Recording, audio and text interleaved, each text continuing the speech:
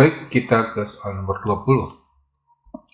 Sebuah sumber bunyi dari arah berlawanan dengan kecepatan dan frekuensi masing-masing, kecepatannya 180 km per jam, frekuensinya 580 Hz, serta kecepatan yang lainnya 140, 144 dan frekuensinya 603, mendekati pengamat yang lagi diam. Bukan pengamat yang lagi diam ya, pengamat diam, tidak bergerak maksudnya. Jika kecepatan sumber bunyi di udara 340, maka frekuensi pelayangan. Jadi maksud soalnya apa? Jadi kalau ada sumber bunyi yang tidak bergerak, maka seolah-olah gambar bunyinya seperti ini. Nah, ketika dia bergerak mendekati pendengar, maka jarak bunyinya antara satu dengan yang lain itu lebih kecil, artinya frekuensinya lebih banyak sumber bunyi yang diterima oleh observer atau pendengar. Tapi kalau dia bunyinya menjauh ke kanan, maka bunyinya seolah lari ke kanan, sehingga dia bunyi yang didengar oleh pendengar itu menjadi lebih sedikit atau frekuensinya lebih kecil. Nah, maka di sini ada kasusnya, ada dua sumber bunyi dengan kecepatan yang berbeda. Jadi ada dua, kecepatan sumber satu 180 km per jam. Frekuensi sumber 1 580 Hz. Lalu ada kecepatan sumber 2 154 km per jam. Frekuensi sumber 2 603 Hz. Kemudian pendengarnya tidak bergerak, berarti diam 0. Sedangkan kecepatan bunyi di udara V yang 340 meter per second. Nah, maka berapakah frekuensi pelayangan FL? Nah, frekuensi pelayangan itu maksudnya apa? Frekuensi yang didengar oleh pendengar selisih dari dua buah sumber bunyi yang didengar. Nah, kalau kita berbicara efek Doppler, ini tentang efek Doppler ya. Maka berapa frekuensi yang didengar oleh pendengar, perbandingan antara V plus minus VP pendengarnya, V plus minus Vs, ini kecepatannya masing-masing, dikali berapa sumber bunyinya, Fs. Nah, ini efek Doppler. Kemudian positif negatifnya, boleh kita pakai logika. Logikanya gimana? Kalau pendengarnya mendekati sumber, maka ditambah. Kenapa? Karena frekuensinya makin besar. Kalau pendengarnya menjauhi, maka dikurang karena frekuensinya makin kecil. Nah, sedangkan sumber bunyi di bawah itu berarti kebalikan.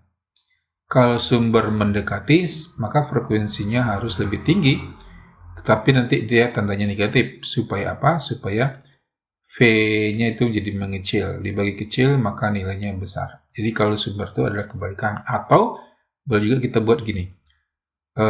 Pendengarnya taruh di kiri, sumbernya taruh di kanan. Ketika pendengar bergerak ke kanan atau bergerak ke kiri, itu artinya apa? Mendekati atau menjauhi. Kalau pendengar ke kanan berarti dia mendekati sumber, maka nilainya positif. Kalau dia ke kiri berarti menjauhi sumber, berarti kecepatannya negatif. Nah, sumber mendekati berarti dia mendekati pendengar, berarti bergerak kiri negatif. Sumber menjauhi berarti ke kanan positif. Nah, tapi jangan lupa PS bukan SP. Nah, untuk mengingatnya PS tuh silakan diingat pakai apa? PlayStation boleh, PS1, PS2. Nah, setiap ke kanan adalah positif, ke kiri negatif untuk efek Doppler. Nah, tetapi ini satuan kecepatannya harus meter per second, ini masih kilo ya. Kilometer per jam. Kilo itu 1000, berarti 180 tambah nolnya 3 meter per jam. Jam itu 1 jamnya 3600 second, sehingga satunya meter per second. Oke, jadi nolnya bisa dicari 2. 18 bagi 36, 1/2 ya. 100 dibagi 2, 50 meter per second. Kemudian yang 144 tambah nolnya 3, jadi meter per 3600 second. Nolnya boleh cari 3. 144 bagi 6 dapatnya berapa? 36 kali berapa supaya jadi 1/4? Dikali 4 ya. 4 kali 3, 120, 4 kali 6, 24. Jadi 144. Berarti 4 per gitu ya. Jadi 40 meter per second. Nah, kalau begitu kita cari masing-masing FP1. FP1 itu berarti sumber bunyi dari sumber 1. Nah, kecepatan bunyi di udara 340. Pendengarnya dia berarti 0. Kemudian berlawanan bunyinya gimana? Mendekati ya. Mendekati, jadi mendekati dari kanan. Jadi sumbernya mendekati, berarti min ya. 340, kecepatan 1, 50. Nah, dikali sumber bunyi yang pertama, 580. Maka ini bisa kita cari. 350 yang di bawahnya ini 290 ya. 340 dibagi 290 dikali 580. Nah, sepertinya itu ada yang bisa dicoret nolnya. Coret-coret 58 bagi 9 2. 2 kali 340 680 Hz. Nah, ini untuk yang pertama. Sedangkan untuk yang kedua, pendengar dari sumber bunyi yang kedua, berarti yang ini. Oke, rumusnya tetap ini, Dopplernya 340, pendengarnya 0, kemudian 340, dia kan saling mendekati dari kiri kanan berarti kan. Nah, berarti yang 40-nya berarti min 40, dikali sumbernya bunyi 603. Maka yang di bawah itu jadi 300 dikali 603. 603 ini coba dianggap 600, berarti ini 2. 2 kali 340 jadi 380, 680 ya. 680. Nah, kalau kita masukkan 03-nya, maka ini 683,4. Jadi kalau kita hitung memasukkan 603, maka 683,4. 683,4 Hz. Nah, satunya 683, satunya berapa tadi? 680. Maka layangannya selisihnya. Jadi dikurangi 683 dikurangi 640 berapa? 3,4. Jadi selisih antara sumber bunyi satu dengan yang lainnya, itulah dia layangan. Layangan tuh kalau kita berbicara layang-layang, berarti kadang ditarik layang-layangnya kalau nggak ada angin, kadang-kadang dikurangi, kadang-kadang dikasih benang ya, tarik atau diulur, tarik ulur. Jadi maka bunyinya nanti nambah 3,4 kurang 3,4. Nah, jadi seperti itu kalau ada frekuensi layangan. Jadi ini sebenarnya untuk berapa soal? Untuk 2 soal sebenarnya ya. Oke, nomor 21. Sepertinya sama dengan yang tadi, jadi boleh coba sendiri. Oke, kemudian nah ini tentang percobaan celah ganda atau percobaan yang ya. Yuk kita baca soalnya dulu. Pada percobaan yang, 2 celah berjarak 1 mm diletakkan pada jarak 1 meter dari sebuah layar. Bila jarak terdekat antara pola interferensi garis terang pertama dan garis terang ke-11 adalah 4 mm, besarnya panjang gelombangnya berapa? Jadi ini percobaan celah ganda, berarti ini tentang cahaya ya. Sifat-sifat cahaya, terjadi interferensi dan terjadi difraksi. Jadi kalau celah ganda, ini ada celah satu, celah sempit ya. Nah, jarak antar celah namanya D. Kemudian layar, untuk menangkap apa yang terjadi pada sinar yang masuk dari atas dengan yang dari bawah, maka terjadi yang namanya pola terang gelap. Maka yang ini di titik O ini terang pusat, lalu ini gelap 1, terang 1, ke bawah juga gelap 1, terang 1, nanti berarti ada gelap 2, terang 2, dan sebagainya. Habis gelap timbullah terang. Nah, di sini ada jarak ke layar, simbolnya L. Lalu ada sudut antara terang pusat dengan terang berapa, terang 1 atau terang 2. Nah, jarak antara terang pusat dengan terang atau gelap namanya Y. Ini L, lalu lebarnya jarak antara 2 celah namanya D. Nah, persamaan celah ganda untuk terang ada dua ya. Yang pertama D sin theta sama dengan N kali panjang gelombang. N itu berarti terang keberapa, terang keberapa. Atau nanti rumus yang keduanya, ini ada sudut theta. Sin dengan tangen berbanding lurus kalau sudutnya kecil. Jadi kalau dia sin theta itu sama dengan tangen theta aja. Tangen theta. Tan itu apa? Depan per samping D sa. Y depannya sampingnya berarti L. Jadi dy per L sama dengan N kali lambda. Ini untuk pola terang. Nah, begitu. Tapi kalau di sini bila jarak antara terang pertama dengan terang kedua, berarti delta terangnya berapa? Delta N-nya berarti 10 kan? Kenapa? 11 kurang 1. Maka itu berarti delta Y. Delta Y-nya sama dengan 4 mm. Nah, berapakah panjang gelombangnya? Nah, kalau kasus soalnya seperti ini, maka ini bukan N lagi dan bukan Y lagi, tapi kita tetap menggunakan rumus ini, tapi dia pakai rumus D kali delta Y per L sama dengan delta N bagi lambda. Nah, begitu. Kita mau cari panjang gelombang. Oke, jarak antar celah itu namanya D. Jarak ke layar namanya L. Kemudian yang 4 mm berarti Y atau delta Y kan. Nah, berapakah lambda? Panjang gelombangnya mau dicari. Satuannya coba kita jadikan meter. Mili. 1 mm. Mili itu berarti jadikan meter berapa? 1 kali 10 pangkat min 3. Sepanjang gelombang ingat huruf M. M itu kan mirip pangkat 3 kalau dibalik. Delta Y-nya 4 mili. Berarti 4 kali 10 pangkat min 3. L, jarak ke layar 1 meter. Delta N 10, dari mana tadi? Yaitu terang pertama dengan terang ke-11, selisihnya 10. Kemudian panjang gelombangnya kita mau cari. Udah tinggal kita cari. Maka panjang gelombang sama dengan 4 kali 10 pangkat min 6. Min 3 berarti min 6 ya. 4 kali 10 pangkat min 6 per 10. Karena 10 kali lambda. Maka 4 kali 10 pangkat, kalau ini positif 1, naikkan ke atas jadi min, berarti min 7 meter. Nah, di ABCDE itu adalah Armstrong. Armstrong itu 10 pangkat berapa? 10 pangkat min 10. Berarti ini dikalikan 10 pangkat 10, sehingga jadi Armstrong.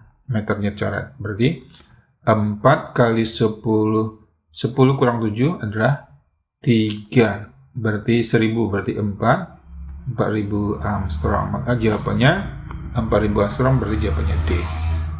Oke, lanjut nomor 23. Jarak antara terang kedua dengan terang pusat pada percobaan yang adalah 3. Jika jarak antar celah adalah 0,2 mili dan layar berada 2 meter dari celah, seperti yang tadi, ya kan? Jadi jarak antara terang kedua dengan terang pusat, berarti ini maksudnya ya, berarti ini Y atau P. Jadi diketahui Y-nya 3 cm. Kemudian jarak celah itu berarti D ini. Berarti distance itu jarak 0,2 mm. Layar berarti layar, ingat layar ya. Layar berada 2 meter. Ditanya lambda atau panjang gelombangnya. Nah, satuannya boleh kita jadikan sama dulu, jadi meter dulu ya. Nah, kalau 3 cm ke meter dibagi 100 ya, berarti 10 kali min 2 meter. Ingat centi, C100. Kalau mili 1000 atau pangkat 3, pangkat min 3 meter. Ingat M, mili. Berarti ini kan mirip dengan M. Nah, kalau gitu rumus yang tadi, rumus yang nomor 23. Apa rumusnya? dy per L sama dengan N dikali lambda. N-nya berapa? Terang kedua. Berarti N-nya sama dengan 2. Oke, kalau gitu tinggal masukkan. 0,2 itu jadikan 2 aja lah ya. 2 kali 10 pangkat min 4. Min 1, min 3, min 4. Y-nya 3 kali 10 pangkat min 2, jarak layarnya 2, Orde-nya 2, panjang gelombangnya mau dicari. Nah, kalau begitu, kita coret yang sudah coret. 22 habis. Jadi, lambdanya berapa? Lambdanya sama dengan, 3 kali 10 pangkat min 4 min 2 berapa jadinya? Tambahin ya, berarti min 6 per 2. 2-nya ini kan 2 lambda. Nah, berarti 1,5 10 pangkat min 6 meter. Nah, sekarang diubah jadi nano. Nano itu dikali 10 pangkat berapa? Nah, kalau tadi Armstrong 10, kalau nano adalah 9. Bahasa Inggrisnya 9, berarti 9. Berarti dikali 9 nanometer per meter, sehingga meternya coret. Maka 1,5 kali 10 pangkat 9 dengan min 6 jadi berapa? Jadi 3 nanometer. Berarti 10 pangkat 3 itu 1000. Berarti dikali 1,5. 1500 nanometer. Maka jawabannya adalah yang C. Lanjut nomor 24. Seberkas cahaya mono itu maksudnya satu. Kromatik itu kan cahaya putih matahari itu kan Meiji-ku hibinium. Merah, Meiji-ku kuning, hibinium. Nah, kalau monokromatik yang diambil mungkin merah saja atau biru saja. Dengan panjang gelombang 300 nanometer, menyinari tegak lurus kisi yang memiliki 1000 garis per milimeter, orde maksimum yang diamati. Jadi ini berbicara kisi. Kisi itu terjadi difraksi, mirip dengan percobaan celah ganda. Nah, diketahui lambdanya 300 nanometer, 300 kali 10 pangkat min 9 meter. 9 itu 9. Kemudian di sini ada bedanya, yaitu memiliki garis, simbolnya D kecil. D kecil itu 1/n. Banyaknya garis. 1000 garis per milimeter. Ditanyakan orde maksimum, berarti N kecil berapa. Nah, udah. Tapi ini per mili, garisnya 1 milinya 1000. Berarti kalau per meternya dikali 1000, berarti ini kan 10 pangkat 3. Berarti dikali 1000, 10 pangkat 6 garis per meter. Oke, kita ingat celah ganda, jadi rumusnya sama dengan celah ganda. D sin theta sama dengan N lambda. Menyinari tegak lurus kisi, jumlah maksimumnya. Nah, D-nya 1/n. 1/n besar, sin. Nah, kalau dia maksimum, berarti dia 90 derajat sudutnya. N maksimumnya berapa dikali panjang gelombang. Sin 90 1. 1/n, berarti N-nya ini, N-nya 10 pangkat 6 garis per mili.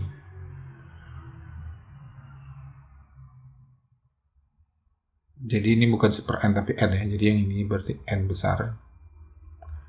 10 pangkat 6, N maksimumnya mau dicari, lambdanya 300 kali 10 9, berarti 3 kali 10 pangkat min 7. Berarti N maksimum 1/10 pangkat 6 dikali 3 kali 10 min 7. Berarti berapa? 10 pangkat min 1 ya. Jadi 3 kali 10 pangkat min 1. Satunya 10 pangkat min 1 ke atas, berarti 10 bagi 3. Berarti 3,3 ya. Nah, komanya dihilangin, berarti N maksimum sama dengan 3. Maka jawabannya yang C. Kemudian seberkas sinar monokromatis dengan panjang gelombang 5 kali 10 7 tegak lurus pada kisi. Orde kedua membentuk sudut 30 dengan garis normal. Kisi, maka jumlah garis per senti. Diketahui pada soal panjang gelombangnya 5 kali 10 pangkat min 7 meter. Orde kedua berarti N-nya sama dengan 2. sudut yang terbentuk 30 derajat.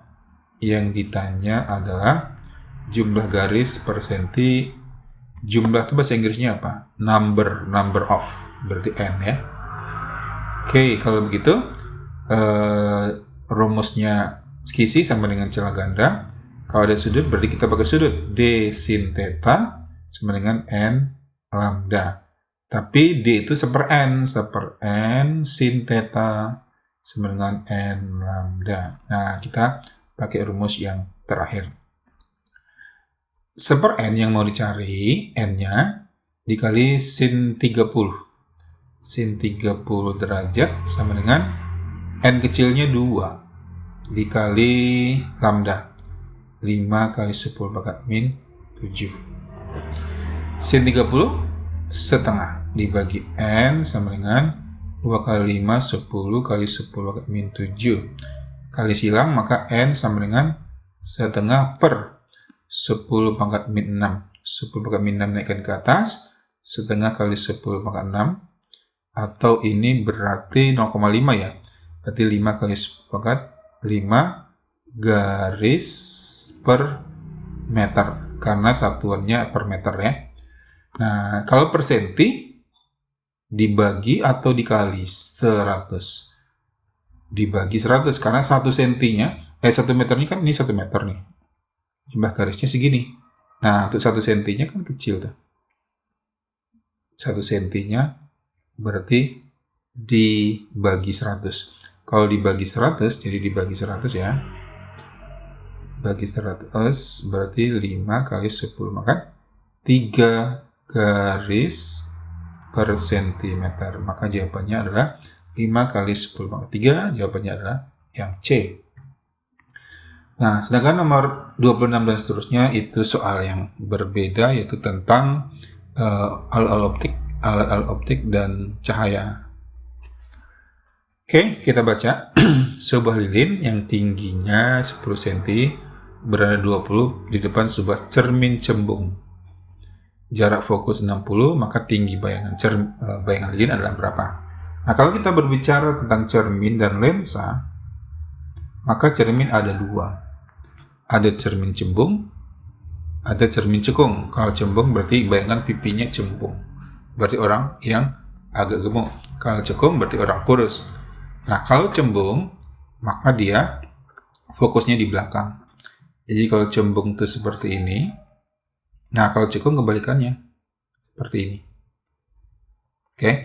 Nah, cermin cembung fokusnya di belakang. Sehingga fokusnya negatif. Nah, sindar istimewa ada 2. Yang pertama, sejajar sumbu utama dipantulkan seolah dari fokus. Kalau dia menuju fokus, maka kebalikannya berarti dipantulkan sejajar. Jadi kalau dia sindarnya ke fokus, ini kan di belakang cermin, jadi sinar nggak bisa ke sini, jadi harus putus-putus.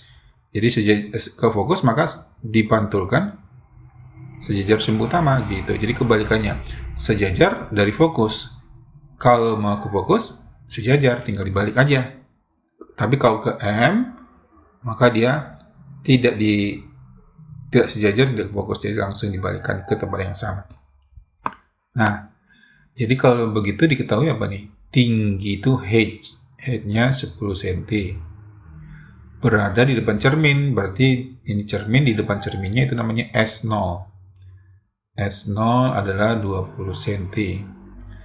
Kemudian jarak fokus adalah 60 cm, tapi hati-hati kalau dia cermin cembung, fokusnya di belakang, maka negatif. Ditanya adalah tinggi bayangan, berarti H. Berarti ini bendanya H0, tinggi bayangannya H aksen, atau H aja juga boleh ya. Nah, berapakah tinggi bayangannya? Maka kita gunakan 2 rumus. Rumus di SMP masih ingat? Rumus di SMP yang pertama adalah perbesaran H aksen atau H dibagi H0, S dibagi S0.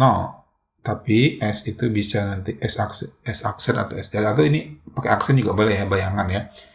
Tinggi bayangan benda, jadi 00 itu benda. Atau nggak pakai aksen juga boleh. Nah, kemudian rumus yang kedua, 1 per F sama dengan 1 per S0 tambah 1 per S aksen, atau 1 per S aja juga boleh. Tapi ingat, fokusnya bisa positif, bisa negatif, tergantung cerminnya. Jadi kita menggunakan dua rumus ini. 1 per F sama dengan 1 per S0 ditambah 1 per S.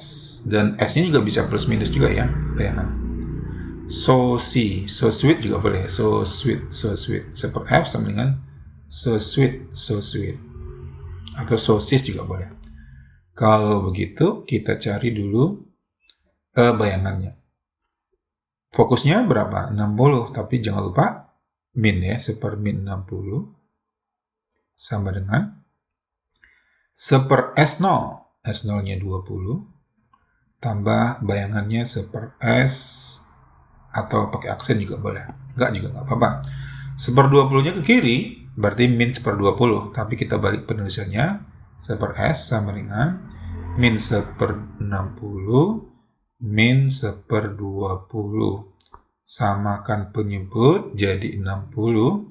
Min 1, 20 dikali berapa supaya jadi 60? Dikali 3. Sehingga min 4 per 60. Itu kan 1 per S. Kalau S-nya berarti dibalik. Min 60 dibagi 4. 60 bagi 4. 60 bagi 2, 30. 30 bagi 2, min 15 cm. Nah, jadi bayangannya pada jarak min 15. Kenapa min? Karena dia pembentukannya seperti ini. Jadi ketika sejajar sumbu utama, maka seolah dari fokus dipantulkan. Kalau ke fokus, maka sejajar sumbu utama. Nah, bayangannya di mana? Perpotongan garis pantul. Mantulnya ke kiri, ini sejajar sumbu utama, ini mantulnya ke atas. Apakah ada perpotongan? Tidak ada. Kalau nggak ada, maka cari perpanjangannya. Perpanjangannya ke sini. Nah, inilah dia. Maka inilah dia bayangannya itu. Nah, jadi ini namanya S. Atau kalau ini H0, berarti ini H, tingginya H. Berarti ini lebih pendek jadinya. Bayangkan kita melihat kaca spion. Kaca spion itu cermin cembung. Maka kalau ada mobil, maka mobilnya mengecil. Kalau ada orang di belakang, orangnya jadi lebih pendek. Nah, ya, jadi tadi 20, sekarang jadi 15. Lebih kecil jaraknya juga ya. Nah, berarti kalau begitu berapakah bayangannya? Maka kita pakai rumus ini. Tinggi bayangan. Jadi kalau ingin mencari tinggi bayangan, berarti H aksen. H aksen dibagi H0 10 sama dengan S aksen min 15 dibagi jarak benda 20. Nah, ini tanda mutlak supaya minnya hilang. 15 dibagi 20 sama-sama dibagi 5, 3 per 4 minnya hilang. Tanda mutlak ya. Jadi H aksen sama dengan 10-nya ke atas, 30 dibagi 4 sama dengan 7,5 cm. Maka jawabannya adalah yang C. Kita gunakan dua rumus.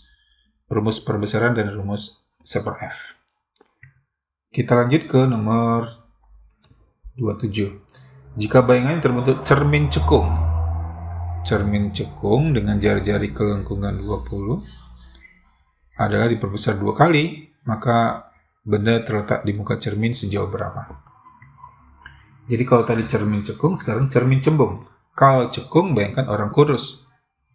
Nah, fokusnya adalah setengah dari jari-jari. Jari-jari itu pusat kelengkungan. Jadi bayangkan ini bola, tengah-tengah bola berarti ada M, lalu jari-jarinya R, maka jari-jari itu setengah dari, maka F setengah jari-jari. Jari-jarinya 20 cm. Berarti fokusnya dibagi 2, 10 cm. Apabila perbesar 2 kali, M-nya 2 ya. Maka yang ditanyakan, maka benda dan bayangan. Kalau benda berarti S0. Kalau bayangan S aksen. Nah, oke, fokusnya belum ada ya. Oke, fokusnya ada 10, tapi positif atau negatif? Kalau di depan berarti positif, kalau di belakang negatif. Cermin cekung dan cermin cembung, ingat ada perbedaan ya. Oke. Berarti dua rumus lagi, M sama dengan S dibagi S0, M-nya 2 sama dengan S dibagi S0, berarti S sama dengan apa? 2 kali S0. Ini rumus yang pertama. Nah, kemudian 1 per F sama dengan apa? 1 per so sweet. So sweet atau sosis juga boleh. Oke, kita cari S0. Berarti S-nya kita ganti dari sini.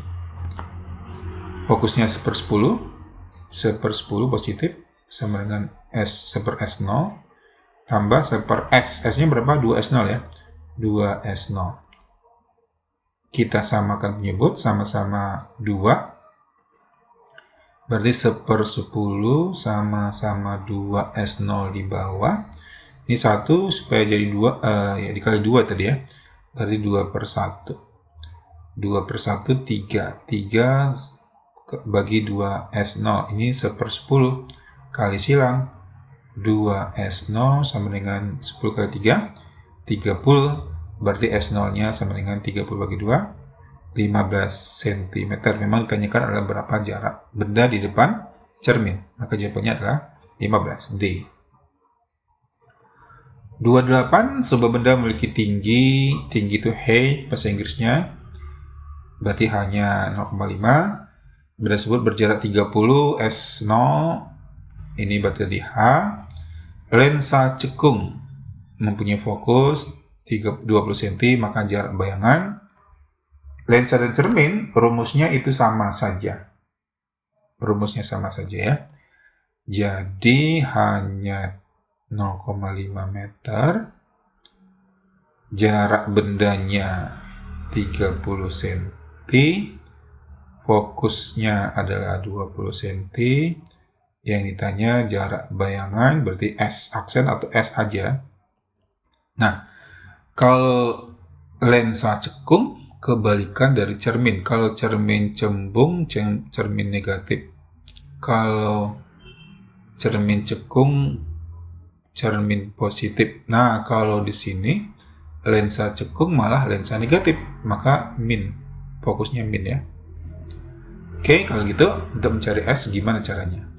Untuk mencari S, kita pakai rumus 1 per F tadi. 1 per F sama dengan 1 per S0 ditambah 1 per S aksen atau 1 per S aja. So sweet. Tapi jangan lupa ini min karena ada lensa cembung dan lensa cekung.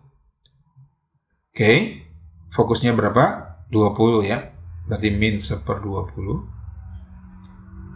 1 per S0 1 per 30 ditambah 1 per S aksen atau 1 per S. 1 per 30 yang kiri min, lalu kalau kita langsung balik 1 per S sama dengan min 1 per 20 min 1 per 30. 1 per S sama dengan kita kali silang samakan penyebut atau kita jadikan berapa? 60 ya. 60 dikali berapa supaya jadi 60? Dikali 3 berarti min 3. Dikali berapa supaya jadi 60? Dikali 2 berarti min 2. Min 5 per 60. Ini kan 1 per S. Berarti S sama dengan kebalikannya. Min 60 dibagi 5. 60 bagi 5. 12,5 cm. Nah, kenapa min? Berarti bayangannya maya. Maka jawabannya adalah yang B. 29. Ini tentang cacat mata, miopi, dan hipermetropi. Titik dekat mata seorang siswa yang berjarak 120 cm di depan mata. Untuk melihat jelas suatu benda yang berjarak 30 cm di depan lensa, kekuatan lensanya berapa dipakai? Sebenarnya kita pakai rumus 1 per F tadi. 1 per F sama dengan 1 per S0 tambah 1 per S aksen atau 1 per S aja. Tapi rumus ini kita jadi modifikasi. Kekuatan itu power. Kemudian titik dekat itu TD atau kalau bahasa Inggrisnya PP, punktum proximum. Kalau titik jauh TL, PR, remote. Yang berjarak. Nah, kemudian ini berarti bendanya berarti S0-nya. Nah, maka ini 1 per F itu kan jadi power gitu ya. Nah, tapi dia harus jadi meter satuannya. Jadi kenapa ada 100 per S0 supaya ini jadi meter. Nah, bayangan biasanya itu maya, maka min 100 per S. S ini berubah jadi P. P atau TD, titik dekat. Atau titik jauh juga boleh. Titik jauh juga boleh ya. Nah, atau PR namanya kan. Punktum remote. Maka ini kalau bahasa Indonesia aja berarti TD. Nah, kita pakai ini. Jadi sebenarnya rumus ini dari sini. Oke. 100 per S0. S0-nya berarti 30. Kenapa min? Karena bayangannya Maya. 100 dibagi 120, titik dekatnya. Maka tinggal kita hitung lanjut ya. Atau ini kita bagi 10 dulu. Bagi 10 bisa, berarti dikali silang. 10 dikali 12 dikurangi 10 dikali 3. Di bawahnya dikali ya, 3 kali 12. 120 dikurangi 30, 3 kali 12. Atau kita lanjutkan di kanan.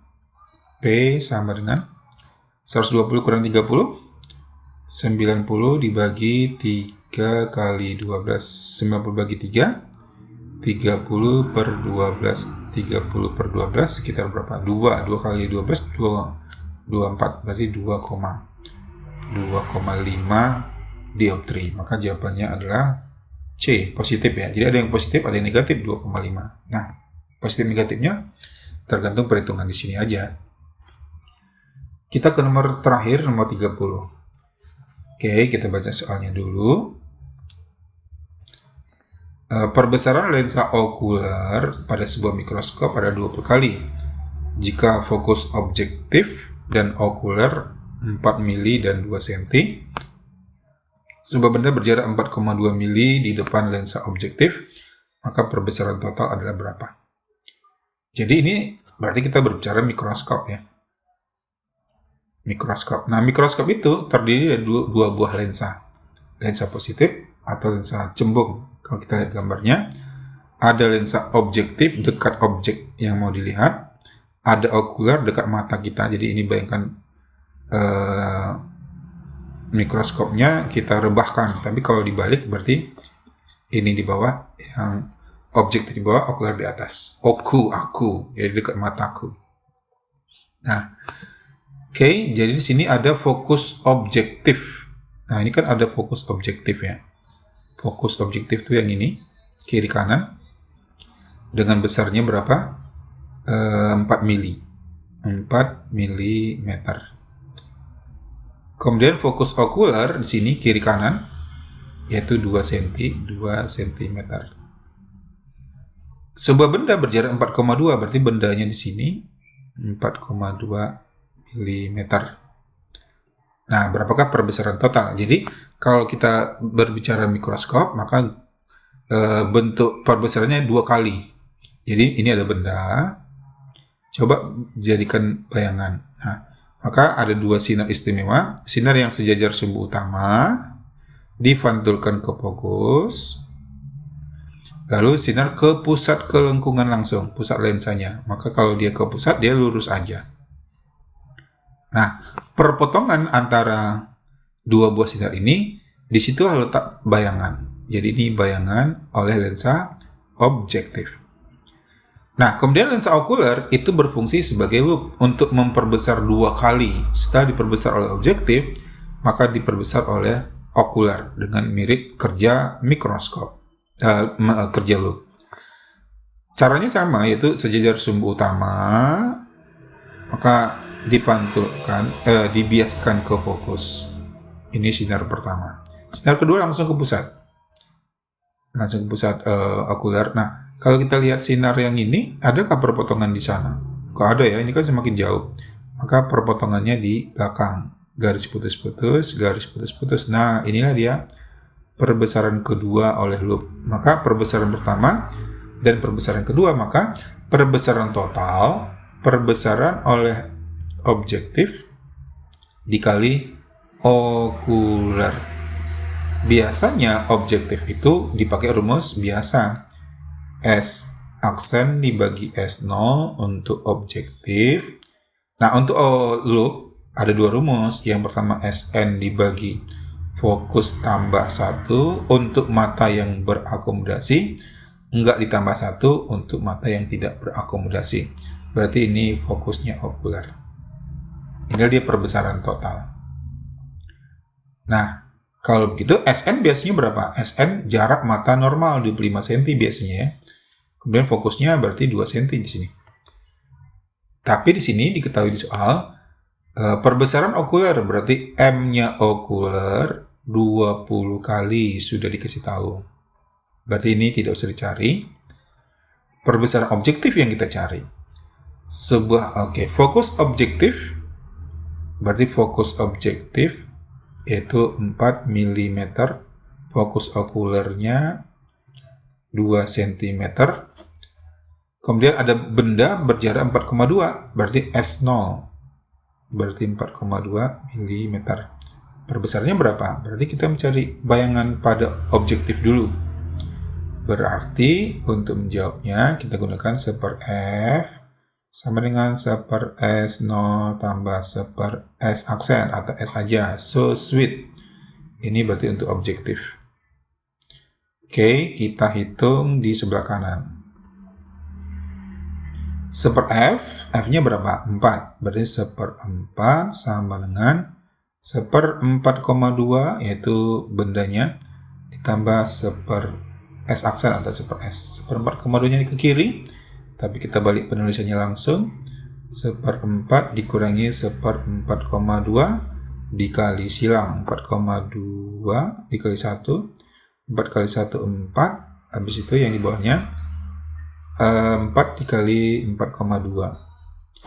4,2 dikurangi 4, 0,2 per 4 dikali 4,2. Ini dikali 10, jadi 2 per 4, yang kali 10-nya yang 4,2 aja, yang 40. Lalu ini bagi 21, dibagi 22. Ini 42 maksudnya. Berarti 1/84. Itu kan 1/S, berarti S-nya ini dibalik, berarti 84/1 mm.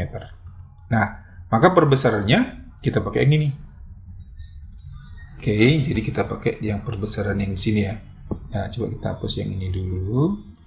Nah, maka kita bisa menjawab soalnya, yaitu perbesaran sama dengan S aksen yang 84. S0 berarti 4,2.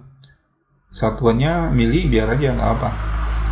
Nah, untuk soal ini diketahui perbesarannya ada 20 kali.